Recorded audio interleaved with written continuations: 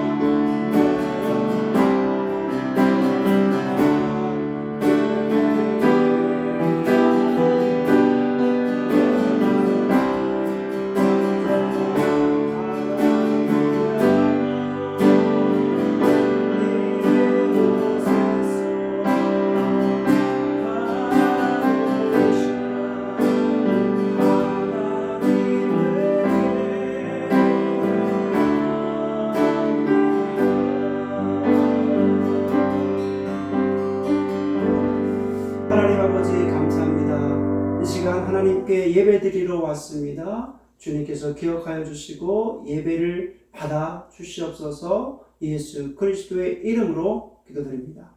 아멘. 이 시간 우리 하나님께 기쁜 마음으로 찬양 올려드립니다.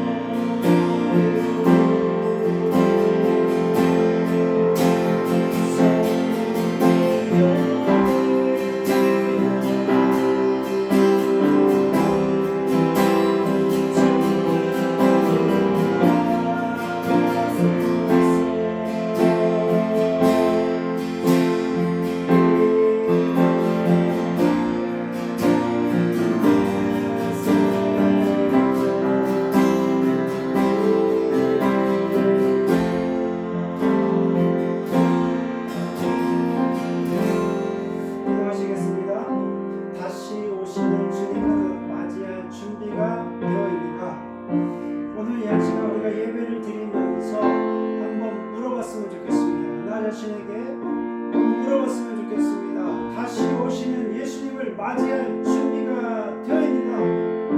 오늘 이 시간 하나님 예배를 통해서 다시 오시는 예수님을 맞이할 수 있는 하나님의 거룩한 성도가 되게 하시고, 오늘 이 땅 살아가면서 하나님이 주시는 말씀을 가지고 살아갈 수 있는 용기를 달라고 이 시간 다 같이 기도하겠습니다.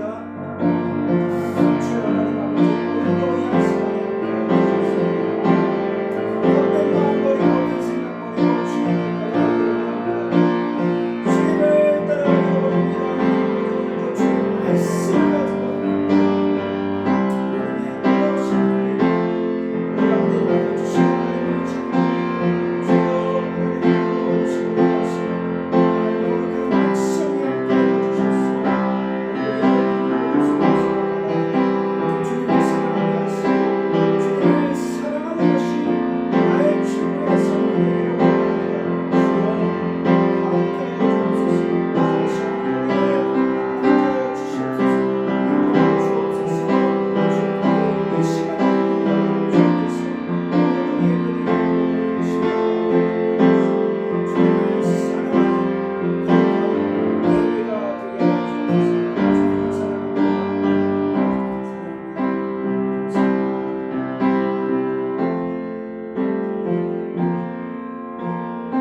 사랑합니다. 하나님 아버지 감사합니다. 오늘 귀한 시간 허락하여 주셔서 하나님께 예배를 드릴 수 있도록 인도하여 주셔서 참으로 감사를 드립니다. 수많은 사람들이 하나님께 예배를 드립니다. 정말 주님의 이름으로 모여서 예배를 드리는 사람들도 있고 또 온라인으로 예배를 드리는 사람들도 있습니다. 주께서 각자 처소에서 각자의 방식대로 예배를 드리는 모든 사람들, 성도들을 주님께서 기억하여 주셔서 하나님을 사랑하게 하시고 또 예배를 드리는 이 시간을 귀하게 생각하게 하며 또 하나님의 영광이 예배 드리는 모든 성도들 가운데 임하여 주시기를 간절히 원합니다. 주님, 우리가 헛된 생각을 버리기를 원합니다. 헛된 마음을 품는 것을 버리기를 원합니다. 오직 주님만을 높이고 주님만을 생각하고 주님을 위해서 걸어가는 우리의 삶이 되기를 간절히 소원합니다. 이 세상에는 소망이 없습니다. 헛된 생각, 헛된 소망을 버리게 하시고 영원한 소망이신 예수 그리스도께만 우리의 소망을 드릴 수 있도록 인도하여 주옵소서. 오늘도 하나님께 예배를 드리는 모든 성도들에게 하나님의 귀한 말씀을 들려주시기를 원합니다. 400년 동안 암흑기에 있었던 이스라엘 백성들에게 아무 소리도 들려주지 않았던 그 시기에 광야로 나아가서 하나님의 음성을 들었던 세례 요한처럼 우리의 삶을 온전히 드림으로 인해서 혼탁한 사회에 우리의 마음을 빼앗기지 않게 하시고 광야로 나아가서 하나님의 거룩한 음성을 듣기를 원합니다. 오늘도 우리의 마음을 열고 주의 말씀을 청종할 때에 주께서 말씀하여 주시고 그 말씀을 가지고 준행하며 이 험악한 이 세상에서 세상의 풍파와 또 세상의 소리가 아닌 아버지의 말씀으로 하나님의 거룩한 위대한 말씀으로 살아가게 용기를 허락하여 주옵소서. 이 시간 온전히 주님께 드리오며 예수 그리스도의 이름으로 기도드립니다. 아멘.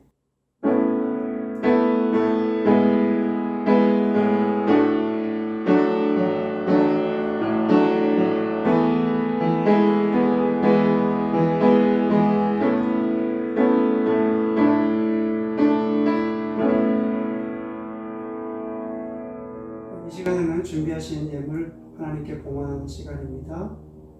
찬양 들으시면서 봉헌하겠습니다.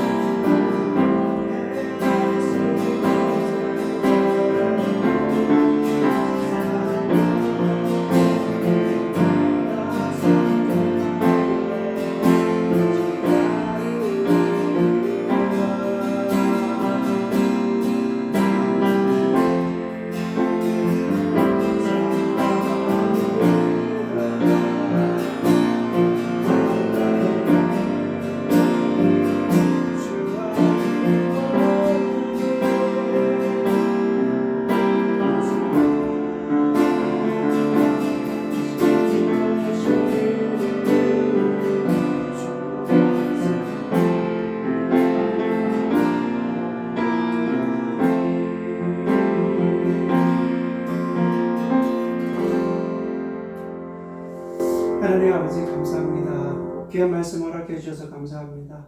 또 주의 자녀들이 예배를 드리게 하시니 감사합니다. 또한 이 어려운 상황 속에서도 주님 말씀 붙들고 또 살아가게 하시니 감사합니다. 하나님께 감사해서 예물로 봉헌하오니 하나님께서 예물을 받아주시기를 원합니다. 우리의 삶의 자리가 늘 말씀으로 넉넉하게 하시고 또 하나님의 마음으로 넉넉하게 하여 주셔서 어려움 당하지 않도록 주의 영께서 지켜 주시옵소서. 감사드리며 예수 그리스도의 이름으로 기도드립니다. 아멘. 하나님 말씀 보겠습니다. 하나님 말씀은 누가복음 2장 8절부터 14절 말씀까지입니다. 오늘 우리에게 주시는 말씀은 누가복음 2장 8절부터 14절 말씀을 봉독합니다. 그 지역의 목자들이 밤에 밖에서 자기 양떼를 지켰더니 주의 사자가 곁에 서고 주의 영광이 그들을 두루 비추매 크게 무서워하는지라. 전사가 이르되 무서워 말라. 보라, 내가 온 백성에게 미칠 큰 기쁨의 좋은 소식을 너희에게 전하노라. 오늘 다윗의 동네에 너희를 위하여 구주가 나셨으니 곧 그리스도 주시니라. 너희가 가서 강보에 쌓여 구유에 뉘어 있는 아기를 보리니 이것이 너희에게 표적이니라 하더니 호련히 수많은 천군이 그 천사들과 함께 하나님을 찬송하여 이르되 지극히 높은 곳에서는 하나님께 영광이요 땅에서는 하나님이 기뻐하신 사람들 중에 평화로다 하니라. 오늘 말씀을 통해서 목자들의 복음이라는 말씀을 나누도록 하겠습니다. 오늘 본문과 지난주 주신 말씀을 연결해서 한번 생각해 보겠습니다. 지난주 우리가 말씀을 기억해 보면 예수님께서 이 땅에 오시기 전에 약 400여 년의 암흑기가 있었습니다. 시대적 상황은 아주 혼란한 상태였습니다. 정치적으로는 로마의 세금을 바치며 나라의 주권이 빼앗긴 상태입니다. 유대 땅에 사는 사람들은 독립을 외치며 나라의 주권을 찾고자 하였습니다. 그러나 쉽지 않죠. 사람들은 반란을 일으키고요. 또 정부는 그 반란을 잠재우기 위해서 수많은 사람들을 학살을 합니다. 종교적으로도 상당히 혼란한 상황이었습니다. 하나님의 음성이 들리지 않으니까 종교 지도자들은 부패하게 되었고요. 의식이 깨어있는 사람들은 강야로 나아가서 하나님 말씀을 공부하며 또 경건 생활을 하게 됩니다. 이런 혼란한 상황에서 수많은 사람들이 메시아가 이 땅에 오시기를 간구합니다. 메시아가 오셔서 세상을 구원해 주시기를 원합니다. 그런데 사람들이 메시아가 이 땅에 오시기를 갈망하지만 진정으로 메시아가 이 땅에 오셨다는 그 소식을 가장 먼저 들은 사람들이 목자들이었습니다. 지도자들도 아니고요. 또 종교적 어떤 대제사장들도 아니라 바로 목자들이 예수님의 탄생 소식을 가장 먼저 들었다는 것입니다. 그렇다면 왜 예수님의 탄생을 가장 먼저 목자들이 들었는가? 이런 궁금증, 이유에 대해서 세 가지 학설이 있습니다. 첫 번째 학설은 당시 목자들이 무식한 무식자였기 때문에 그렇다. 그러니까 아무것도 모르는 그런 무식한 사람들, 무식자였기 때문에 그런 사람들에게 선견적인 지식이 없잖아요. 그래서 무엇을 집어넣어도 순수한 복음이 될 것이다. 그대로 전했을 것이다. 라는 것입니다. 여러 명의 신학자들이 이렇게 주장을 했고요. 사실 이 이야기를 목자들이 들으면 얼마나 기분이 상했을 것입니다. 둘째, 목자들은 성실하고 충실해서 이런 탄생을, 예수님의 탄생을 가장 먼저 들었다. 또 이런 설이 있습니다. 그리고 세 번째는 목자들이 당시 가장 약하고 천하고 비천한 존재였기 때문에 예수님께서 이 땅에 오셔서 가난하고 비천한 사람들을 가장 먼저 돌보지 않았느냐, 이런 점에 같은 의미의 목자들에게 가장 먼저 소식을 알렸을 것이다, 이렇게 주장하기도 합니다. 그러나 복음은 어떤 가난한 사람들만의 복음이 아니다. 자, 복음은 만민의 것이 되어야 합니다. 가난한 사람들만의 것만도 아니고 세상 모든 사람들의 것이기 때문이라는 것입니다. 사실 성경에서는 왜 메시아 탄생을 가장 먼저 이 목자들이 알게 되었는가, 이 사실에 대해서 설명하지는 않습니다. 그래서 여러 가지로 이제 사람들은 유추하기도 합니다. 저는 한 가지 생각을 해봤습니다. 이제 이스라엘 지형을 살펴보기도 하고요. 역사적인 또 아니면 시대적인 풍습을 살펴보기도 했습니다. 제가 2004년도에 예루살렘에 있는 베들레헴에 가본 적이 있습니다. 자, 지도를 하나 보실 텐데요. 예루살렘은 이스라엘의 수도이잖아요. 그런데 예수님이 탄생하신 곳이 베들레헴입니다. 그런데 예루살렘에서 이 베들레헴까지는 남서쪽으로 약 한 8km예요. 그래서 8km 아주 그렇게 멀지 않은 곳입니다. 그런데 예수님께 탄생하신 이 베들레헴이 이스라엘 땅이 아니에요.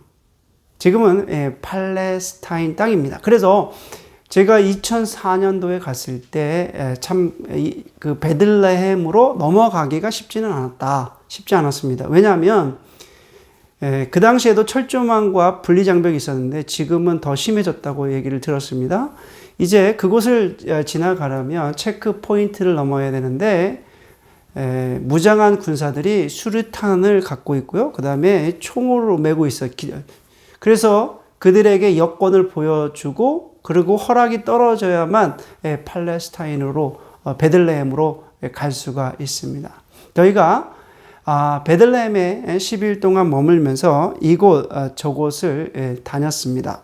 이 베들레헴이라고 하는 이곳은 가서 보니까 1967년도에 이스라엘이 점령을 했다가 1995년도 12월 달에 팔레스타인에 다시 반환이 됩니다. 자, 10일 동안 이곳에서 머물면서 여러 곳을 좀 다녀봤는데 그 중에서 예수님께서 태어나신 예수 탄생 기념교회도 가봤고요. 그리고 목자들의 교회가 있더라고요. 그래서 그 목자들을 기념하기 위해서 세운 교회가 있어요. 자, 천사가 나타나서 이제 그 예수님의 탄생을 알리는 그 장소로 추정되는 곳에 교회가 세워져 있는데 목자들의 들판 교회 이렇게 세워져 있습니다. Shepherd Field Chapel, Church, 자 이렇게 세워져 있습니다. 지금 여기가 관광지가 돼서 수많은 사람들이 이곳을 방문하기도 합니다. 그런데 이곳 지역을 자세히 보면은 라못 라헬이라는 지역이 있습니다. 제가 동그라미 빨간표를 쳐놨는데요. 여기 보면은 라못 라헬, 그러니까 라못 라헬이라고 하는 요 지방이 있는데 지역이 있는데 이곳이 벳학 게렘이라고 하는 예전에 성경에 나오는 그 지명 이름이었는데 이것이 라못 라헬로 이게 바뀌게 되었습니다. 자, 이곳 지역의 지방을 보니까 성경에 벳학 게렘이라고 하는 이 지역이요. 성경의 느헤미야 3장 14절에 보면은 이 지역이 나옵니다. 자, 한번 찾아볼까요? 느헤미야 3장 14절입니다. 분문은 벳학 게렘 지방을 다스리는 레갑의 아들 말기야가 중수하여 문을 세우며 문짝을 달고 자물쇠와 빗장을 갖추었고. 자, 이 말씀 보니까 느헤미야, 여러분 느헤미야는 바벨론 포로 후에 이제 바벨론 포로에서 돌아와서 52일 만에 성벽을 재건합니다. 예루살렘 성벽을 재건하는데 그 중에서 오늘 본문에 보니까 분문은 벳학 게렘 지방을 다스리는 레갑의 아들 말기야가 중수해서 문을 세우고 문짝을 달고 자물쇠와 빗장을 갖추었다. 그러니까 이제 예루살렘 성벽에 보니까 8개의 문이 있는데 분문이라고 하는 그 문을 레갑의 아들 말기야와 중서에서 맡겼던 것 같아요. 여기에 보면은 벳하게렘이라고 하는 지방이 나옵니다. 그리고 이 벳하게렘 지방을 다스리는 그 레갑에 나옵니다. 그 레갑의 아들이 분문을 맡아서 이제 재건을 하게 되는데, 그 예루살렘에 가보니까요, 예루살렘에는 8개의 문이 있어요. 예루살렘을 이렇게 덮고 있는 문이 있는데, 자, 여기 보면 분문이라고 나오죠. 분문. 그리고 동문, 그 다음에 사자문, 양문이라고도 하고, 헤롯문, 다메섹문, 세문, 요바문, 시온문. 이렇게 총 8개의 문이 있어요. 여기 앞에 화면을 보시면은 그 문이 이렇게 나오는데, 자세히 한번 보시면은 분문은 이렇게 되어 있어요. 분문은. 그런데 이 분문은 영어로 얘기하면 덩 게이트예요. 그러니까 걸음이나 덩이나 이런 것을 이렇게 움직이는, 지나다니는 그런 문이었다고 합니다. 그래서 레갑의 아들 말기야가 이 지역을 다스렸던 그런 사람들이고, 레갑의 후손들입니다. 그러면 도대체 이 레갑은 도대체 누구인가? 이 지역을 다스렸던 이 레갑의 후손들인데, 그 레갑은 도대체 누구인가? 자, 예레미야 35장에 보면 이 레갑에 대해서 나옵니다. 후손들.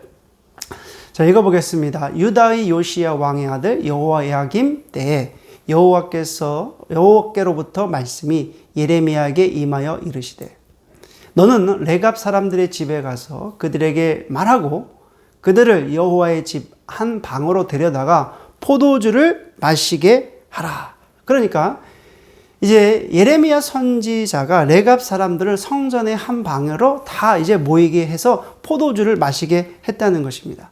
그런데 그들이 이렇게 얘기합니다. 그들이 이르되, 우리는 포도주를 마시지 아니하겠노라. 레갑의 아들 우리 선조 요나답이 우리에게 명령하여 이르기를, 너희와 너희 자손은 영원히 포도주를 마시지 말며, 너희가 집도 짓지 말며 파종도 하지 말며 포도원을 소유하지도 말고 너희는 평생 동안 장막에 살아라. 그리하면 너희가 머물러 사는 땅에서 너희 생명이 길리라 하였으므로. 그러니까 이제 이 레갑의 후손들은 이렇게 말합니다. 우리 선조 요나답이 명령했습니다. 우리 후손들은 영원히 포도주를 마시지 말고 또 집도 지지 말고 평생도록 장막에 살고 파종도 하지 말고 포도원은 소유하지도 말라. 그래서 이제 여기서 포도원 소유하지 말라는 것은 포도원 농사를 짓지 말라. 그런 이야기입니다. 그래서 이들이 이제 순종한 거죠. 우리가 레갑의 아들 우리 선조 요나답이 우리에게 명령한 모든 말을 순종하여 우리와 우리 아내와 자녀가 평생 동안 포도주를 마시지 아니하며 살집도 짓지 아니하며 포도원이나 밭이나 종자도 가지지 아니하고 장막에 살면서 우리 선조 요나답이 우리에게 명령한 대로 다 지켜 행하였노라. 후손들은 말합니다. 우리의 선조 요나답이 명령한 대로 다 지켜 행했습니다. 자, 그러면 여기 또 보면은 요나답이 나오죠. 이제 요나답은 도대체 어떤 인물인가? 이스라엘의 10대 왕이 예후와 그 이스라엘 그 개혁의 동지였습니다. 예후는 그 엘리사 선지자가 임명한 왕이었습니다. 세운 왕이었어요. 여러분, 북이스라엘 중에서 가장 악한 왕이 아하방이었어요. 이세벨과 결혼함으로 인해서 이제 바알과 아세라 신상을 아주 이스라엘 모든 사람들에게 전파한 사람들입니다. 그래서 이제 예후의 사명은 아합의 그 가문의 씨를 말리는 거였어요. 그래서 바알 신당을 변소로 만들고 또 바알 목상은 불로 태웠어요. 바알 선지자들과 숭배자들, 제사장들을 다 죽였습니다. 예후가 이런 개혁을 할 때 함께한 사람이 요나답이었어요. 개혁을 할 때 함께한 사람이 요나답이었어요. 그래서 요나답은 아버지인 레갑으로부터 아주 철저하게 신앙 교육을 받은 것입니다. 이제 그 레갑 가문의 신앙이 결국에 신앙 이야기는 예레미야 시대까지 가게 돼요. 내려가게 돼요. 그런데 여러분, 지금 오늘 예레미야의 시대는 어떤 시대입니까? 예레미야 시대도 마찬가지로 이제 하나님의 성전 어떤 신앙의 중심이 아주 그 위협받았던 시기이기도 합니다. 이 당시에 여호야김 왕의 시대였는데 이제 여호와의 성전은 아주 세속화됐어요. 그리고 제사장들과 고관들이 성전에 모여서 자기들끼리 포도주 마시고 연회를 즐겨요. 이게 말이 됩니까? 종교와 권력이 아주 혼합되어 있어요. 믹스가 되었어요. 세상과 성전이 혼합되어져서 레인조차도 신실한 여호와의 하나님의 중심적인 신앙을 찾기가 어려웠습니다. 우상 숭배가 만연하였던 그런 시절이기도 합니다. 그래서 여러분, 그 당시에 포도주 농사는 우상 숭배자들 중심으로 이 포도원을 가지고 농사를 진 거예요. 자, 그래서 그 포도 농사는 그 지방에 아주 특산물이 된 거예요. 대대손손 내려오면서 특산물이 된 거예요. 자, 이런 때에 예레미야 선지자들은 그 레갑 자손들을 불러서 성전에서 포도주를 마시라고 한 거예요. 이제 그 레갑의 아들인 그 요나답은 그때 당시에 예레미야 시준으로 그 시절로 보면 약 300년 전의 조상이었다는 거예요. 그래서 요나답의 명령을 계속적으로 순종하면서 300년 동안 지키며 살아온 것입니다. 그래서 레갑의 후손들은 집도 짓지 않고 포도 농사를 짓지 않고 양을 치며 살아왔던 것입니다. 자, 그래서 18절 말씀을 읽어보겠습니다. 예레미야가 레갑 사람의 가문에게 이르되 만군의 여호와 이스라엘의 하나님께서 이와 같이 말씀하시기를 너희가 너희 선조 요나답의 명령을 순종하여 그의 모든 규율을 지키며 그가 너희에게 명령한 것을 행하였노라. 19절 그러므로 만군의 여호와 이스라엘의 하나님께서 이와 같이 말씀하시느니라. 레갑의 아들 요나답에게서 내 앞에 설 사람이 영원히 끊어지지 아니하리라 하시니라. 여기서 내 앞에 설 사람이, 내 앞은 어느 앞이십니까? 하나님 앞에 설 사람이 영원히 끊어지지 않겠다고 약속하십니다. 자, 그런데 이 말씀은 오늘날까지도 이어지고 있어요. 이제 BC 722년에 북이스라엘이 멸망할 때도 레갑의 후손들은 살아남아요. 또 BC 586년에 남유다가 바벨론에 멸망할 때도 이들은 살아남습니다. 자, 레갑 자손들은 집도 없어요. 텐트를 치고 삽니다. 유목 생활을 해요. 유목 생활을 하니까 이동이 쉬웠습니다. 하나님의 말씀에 순종해서 신앙생활을 하기 위한 그런 선택이었을 것입니다. 바벨론에 포로로 끌려갈 때도 이들은 끌려가지 않아요. 레갑 자손은 포로로 끌려가지 않습니다. 바벨론의 예루살렘에 멸망할 때도 이들은 예루살렘에 들어가서 삽니다.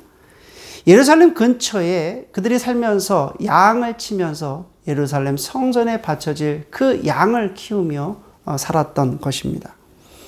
바로 이곳이 라못 라헬이고 벳핫 게렘이었습니다. 오늘날 목자들의 들판 교회가 세워져 있는 지역이기도 합니다. 자, 10절 말씀을 보니까 이제 오늘 본문 10절 말씀에 보니까 이제 천사가 나타납니다. 천사가 이르되 무서워하지 말라. 보라, 내가 온 백성에게 미칠 큰 기쁨의 좋은 소식을 너희에게 전하노라. 오늘 다윗의 동네에 너희를 위하여 구주가 나셨으니 곧 그리스도 주시라. 천사들이 목자들에게 기쁜 소식을 전합니다. 근데 이 목자들은 누굽니까? 바로 레갑의 후손들이었다는 것입니다. 그래서 이들에게 천사들이 말합니다. 다윗의 동네에 너희를 위하여 구주가 나셨다. 곧 그리스도 주시다. 여기서 말하는 구주. 여러분, 이 구주라는 말은 히브리어로 소테르라는 말이에요. 소테르라는 그 단어는 구약 전반에 걸쳐서 하나님이 구원자이시다라고 표현했을 때, 구원자라는 그 표현을 쓸 때 소테르라고 하는 말을 쓰게 됩니다. 근데 이 명칭이 이제는 하나님을 향한 그 구원자에는 그 명칭이 이제는 예수 그리스도에게 붙여진 것입니다. 이 단어가 최초로 예수님께 붙여진 단어, 이 소테르, 구주라는 단어입니다. 누가는 성부 하나님께 사용된 이 명칭을 예수님께 적용시킴으로써 하나님이 곧 예수 그리스도임을 알리고 있다는 것입니다. 오늘 다윗의 동네에 너희를 위하여 구주가 나셨으니 곧 그리스도 주시니라. 여기서 여러분 그리스도는 기름 부음 받은 자잖아요. 그러면 여러분 주로 번역된 그 단어는 퀴리어스예요. 퀴리어스. 근데 그리스도 주시니라. 그런데 이 퀴리어스라는 말은 70인역 헬라어 구약 성경을 헬라어로 번역한 70인역 번역 성경이 있습니다. 그런데 이 퀴리어스라는 말이 여호와 하나님의 그 이름을 헬라어 성경어로 번역할 때 이 퀴리어스라는 말을 썼습니다. 그러니까 이제 천사가 말하는 것은 지금 천사가 선언하는 것은 매우 놀라운 것입니다.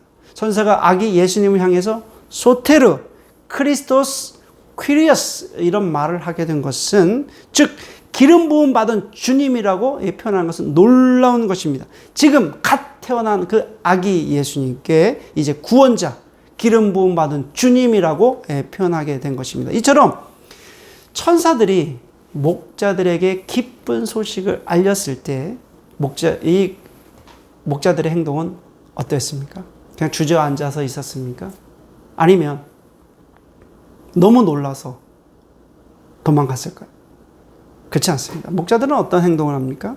그들이 천사들로부터 기쁜 소식을 듣자마자 아기 예수님께 경배하러 빨리 갑니다. 자, 16절 말씀해 보니까 빨리 가서 마리아와 요셉과 그의 아기를 찾아서. 그렇죠. 왜 빨리 갑니까? 왜 빨리 가요? 이 땅에 오신 구원자이신 예수님께 경배하고 그분을 보고 싶어서 빨리 가는 게 아니겠습니까? 목자들이 왜 이렇게 빨리 했을까? 한 걸음에 뛰어갔을까? 여러분 한번 상상해 보세요. 왜 이렇게 목자들이 빨리 갔을까? 아무 관심이 없고 아무런 상황이 안 됐다면 이렇게 빨리 갈 수 있었을까요? 레갑의 후손인 목자들, 그들의 신앙을 지켜왔던 그런 목자들이었습니다. 자신들의 선조인 요나답의 명령을 지키며 그들은 메시아를 기다리고 있었다는 거예요. 사회가 혼란하고 지도층이 부패하고 아무 소리가 들리지 않아도 그들은 묵묵히 기다리고 있었다는 거예요. 암흑기 400여 년 동안 아무 소리가 들리지 않은, 하나님의 소리가 아무 소리가 들리지 않은 그런 상황 속에서도 유목 생활을 하며 여호와 하나님의 신앙을 지켜왔다는 것입니다. 메시아가 이 땅에 오실 것이라고 하는 그 약속을 믿고 기다리고 있었다는 거예요. 계속적으로. 그래서 천사들이 기쁜 소식을 전해 주었을 때 그 소식을 듣고 바로 빨리 아기 예수께 갔던 것입니다. 여러분 매년 12월이 다가오면 쇼핑몰에 성탄절 캐롤송이 울리게 되고 또 사람들은 선물을 사며 자신들의 마음을 표현합니다. 교회에서는 성탄절 행사로 아주 분주하고 바쁩니다. 저는 매년 돌아오는 성탄절을 보면서 2021년도 성탄을 기다린다는 그 의미가 무엇일까를 생각해 보았습니다. 성탄을 기다릴 때마다, 매년 돌아오는 그 성탄을 기다릴 때마다 성도는 다시 오실 그 주님을 어떤 마음으로 기다려야 될까를 묵상했습니다. 오늘 말씀을 통해서 레갑의 후손인 그 목자들의 심정을 가지고 한번 말씀을 묵상합니다. 세례 요한처럼 광야로 나아가서 굳센 믿음으로 하나님의 말씀을 기다릴 때 주님의 음성을 들을 수 있다는 거예요. 또한 매일매일 순종의 삶을 살면서 하나님 말씀을 기다리는 거예요. 세상은 얼마나 혼란합니까? 아우성입니다. 코비드 전염병으로 인해서 미래가 불확실해요. 두려움이 어떻게 변할지 앞으로 아무도 모릅니다. 종교적으로 얼마나 혼탁합니까? 기독교가 세상 사람들로부터 손가락질을 당합니다.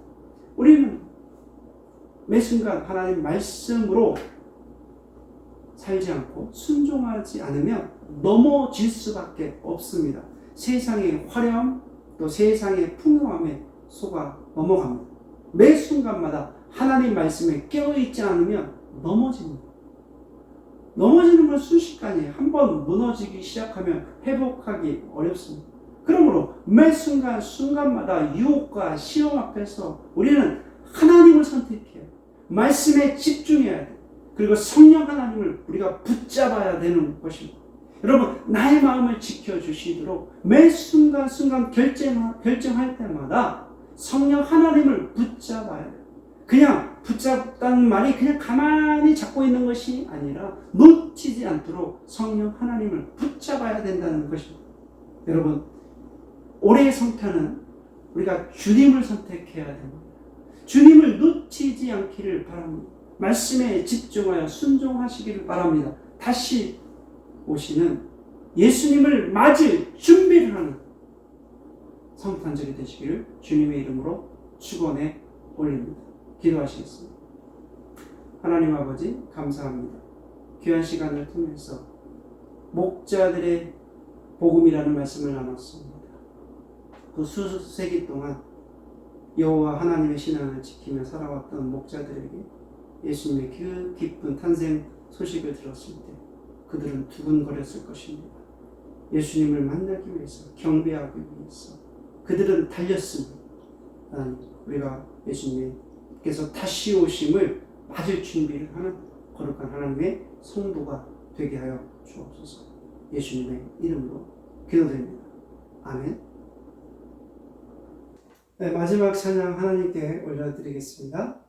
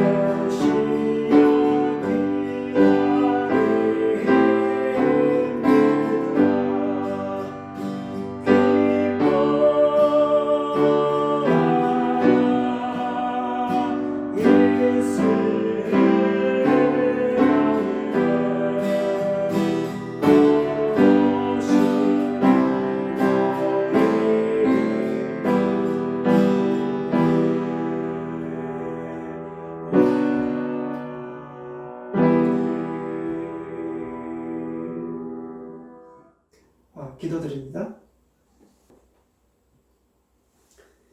지금은 우리 주 예수 그리스도의 은혜와 우리 아버지 하나님의 그 크신 사랑과 성령 하나님의 감동 감화 교통하심이 이 한 시간 예배를 드리고 삶의 자리로 돌아가는 하나님의 거룩한 성도 위에 지금부터 영원히 거하시기를 주 예수 그리스도의 이름으로 축원하옵나이다. 아멘.